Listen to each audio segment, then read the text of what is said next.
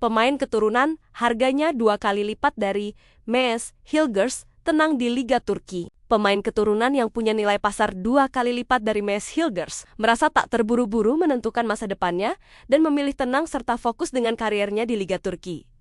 Siapa dia? Bukan rahasia lagi jika timnas Indonesia memiliki banyak stok pemain keturunan di Eropa yang tinggal dibujuk untuk membela negara leluhurnya. Mayoritas pemain keturunan ini lahir dan besar di Belanda. Mengingat sejarah panjang Indonesia dengan negeri kincir angin itu, para pemain keturunan yang berasal dari Belanda ini memiliki rekam jejak apik karena berkiprah di level teratas, baik di negara kelahirannya maupun di luar negeri. Di skuad timnas Indonesia saat ini, ada 6 pemain keturunan yang berkiprah di kasta teratas Belanda atau Eredivisie. Kelima pemain itu adalah Calvin Vertonghen James, Justin Hubner, Mesut Yildiz, Eliano Reinders, hingga calon pemain naturalisasi Mauro Zijlstra. Lalu di luar Eredivisie, para pemain keturunan kelahiran Belanda juga ada yang bermain di kompetisi top Eropa, seperti Liga Turki, seperti Jadon Oosterwolde. Jadon, sapaannya, bermain bagi raksasa Turki, Fenerbahce, yang kini ditukangi oleh pelatih top sekaliber Jose Mourinho. Karena bermain di klub besar dan ditukangi Mourinho,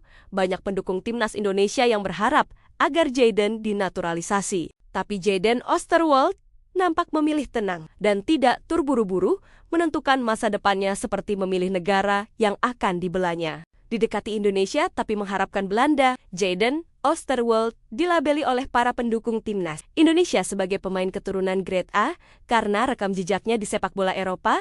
Tercatat pemain berusia 24 tahun itu pernah bermain bagi FC Twente Belanda, Parma Italia, dan kini membela Fenerbahce Turki. Karena rekam jejaknya itu, Jadon punya nilai pasar 2 kali lipat dari Mesut Yildiz, yakni sekitar 13 juta euro Rp 24,7 miliar. Tingginya nilai pasar itu tak lepas dari kualitasnya. Sebagai bek kiri, Jadon punya kualitas yang baik dalam bertahan dan menyerang. Tak mengherankan pemain berpostur 189 cm itu diharapkan bisa dinaturalisasi oleh PSSI. Meski stok bek kiri atau bek tengah timnas Indonesia menumpuk. Meski banyak dukungan untuk dinaturalisasi, Jadon memilih tenang dan fokus ke kariernya di level klub. Apalagi dirinya baru saja pulih dari cedera parah yang memaksanya absen nyaris semusim penuh. Selain belum menerima pinangan naturalisasi dan membela timnas Indonesia, Jadon diam-diam masih mengharapkan dipanggil oleh timnas Belanda. Hal ini diakuinya dalam wawancara beberapa waktu silam bersama media Belanda, SPNNL, di mana ia mengaku sudah dihubungi PSSI dan juga timnas Suriname. Tapi Jadon memilih menunda tawaran itu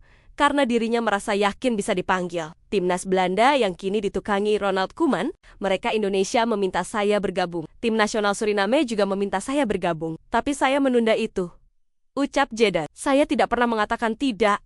Tapi itu tak ada dalam agenda. Saya hanya memilih Belanda. Itulah tujuan saya. Lanjut Jadon. Saya tidak tahu apa yang bisa dan tidak bisa saya katakan, tetapi saya rasa itu dipanggil Belanda hampir saja terjadi. Tambahnya, saya rasa musim lalu di kompetisi Eropa dan Turki, saya hanya mendapat nilai bagus. Bermain bagus, kesempatan itu ada, setidaknya di praseleksi. Itu belum terjadi. Tetapi saatnya akan tiba. Saya sangat yakin akan hal itu. Pungkasnya, Jadon juga memilih fokus di klub karena baru saja mendapat perpanjangan kontrak berdurasi 3 tahun yang membuatnya akan bertahan di Fenerbahce hingga ke 2028. Seakan ingin membayar kepercayaan Fenerbahce, Jadon memilih tenang dan fokus terhadap kariernya di level klub, ketimbang memikirkan negara yang harus dibelanya di kemudian hari.